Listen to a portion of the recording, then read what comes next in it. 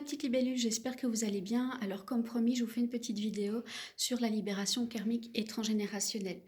Alors à savoir d'abord c'est quoi le transgénérationnel? Alors c'est l'héritage de nos ancêtres. Alors on peut s'imaginer un petit peu l'héritage de nos ancêtres euh, qui se transmettrait on va dire dans l'ADN pour faire simple. C'est comme si toutes les histoires, que ce soit des histoires en bien ou en mal, toutes ces petites histoires, ces petits blocages ou les difficultés qu'ils ont pu rencontrer dans leur vie se transmettent de génération en génération. Ça peut impacter quoi? Eh bien, ça peut impacter votre vie amoureuse, vos finances malheureusement, mais aussi vos problèmes de santé et bien d'autres choses. Ça peut aussi, tout ce qui est carrière professionnelle, peut être bloqué ou bien alors ralenti à cause de ce que le transgénérationnel peut apporter. Alors pas de panique puisque ça se travaille, ça se libère, donc voilà, c'est pas une fin en soi. Donc voilà. Et donc ça, c'est le transgénérationnel, le karmique. Alors on en parle souvent, hein, vous avez déjà entendu parler le karma, etc. Eh bien le karmique, c'est plus comment c'est plus le résultat de vos vies passées, vos vies antérieures, d'accord? Ou vous pouvez aussi revenir dans cette vie-ci avec des blocages karmiques, même des nœuds karmiques. Alors c'est quoi un blocage karmique? C'est quand une situation dans une autre vie n'a pas été libéré, n'a pas été travaillé correctement, et bien dans cette vie-ci, vous pouvez rencontrer des difficultés, que ce soit amour, argent, santé, finances ou relationnel, peu importe, parce qu'il y a quelque chose à travailler qui n'a pas été libéré. Donc ça aussi, ça se travaille, ne vous inquiétez pas. Donc vraiment le karmique, à savoir qu'il ne faut pas en avoir peur, puisque c'est pas nécessairement de se dire, ben voilà, j'ai un mauvais karma et je finirai ma vie comme ça avec mon karma qui n'est pas facile à vivre. Non, il ne faut pas s'inquiéter. Un karma, ça se libère, ça se travaille, il n'y a pas de souci. En général, quand je reçois en consultation, on travaille les deux en même temps, c'est-à-dire la lignée, donc le transgénérationnel et le karmique, donc les vies antérieures. On va les libérer, on va aller nettoyer tout ça. C'est important, puisque si ce n'est pas fait, à savoir que vous pouvez ne pas vraiment vivre votre propre vie. Alors vous me dites, bah, qu'est-ce qu'elle me raconte? Je ne vis pas ma propre vie. Eh bien oui, tous ces blocages karmiques ou transgénérationnels peuvent bloquer votre vie d'aujourd'hui. Donc c'est-à-dire que vous ne vivez pas pleinement votre vie totalement libre. Vous vivez votre vie avec des sacs, des poids, on va dire, sur les épaules. Et du coup, vous pouvez avoir beaucoup de difficultés à avancer sur votre chemin de vie.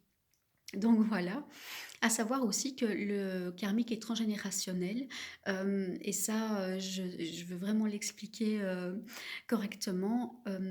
Quand vous venez en consultation faire une libération karmique et transgénérationnelle, c'est un rituel.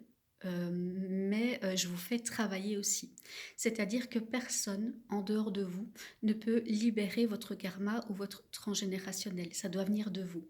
C'est pour ça que quand vous venez me voir, pour une libération karmique et transgénérationnelle, on travaille ensemble. C'est important. Je vous guide étape par étape, pas durant le rituel, mais ça doit venir de vous. C'est important. On se libère soi-même. Je peux pas, c'est impossible pour moi qu'une cliente arrive et me dise ah ben voilà, allez travaille.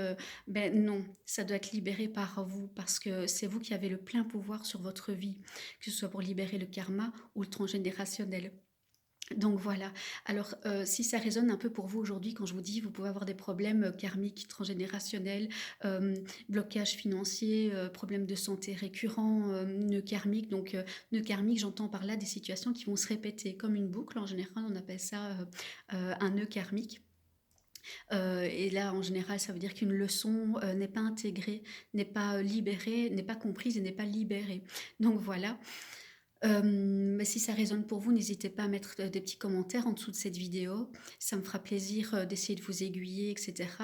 Je suis là pour ça. J'essaierai de répondre à tout le monde, puisque voilà, il peut y avoir beaucoup de commentaires au fur et à mesure des heures et des jours. Donc j'essaierai de répondre à tout le monde. Mais à savoir que voilà, la libération karmique et transgénérationnelle peut vraiment vous permettre, moi j'aime bien le dire aux clientes, peut vraiment vous permettre de retrouver vos ailes en fait, de retrouver un élan de vie beaucoup plus fluide, beaucoup plus simple. Euh, sur votre chemin de vie en fin de compte. C'est vrai aussi qu'après une libération karmique et transgénérationnelle, le choc, de avant-après peut parfois être très bouleversant. C'est-à-dire qu'après une libération karmique et transgénérationnelle, il se peut et c'est normal de ne pas se sentir bien après une libération karmique et transgénérationnelle, que ce soit, ne pas se sentir bien émotionnellement ou, énergétiquement ou bien évidemment physiquement. Malheureusement, en général, c'est une période, de transition comme ça, de libération qui peut durer entre 48 heures, parfois voire même une semaine quand c'est vraiment un gros truc qui est libéré. C'est vrai que ça peut prendre un sacré temps.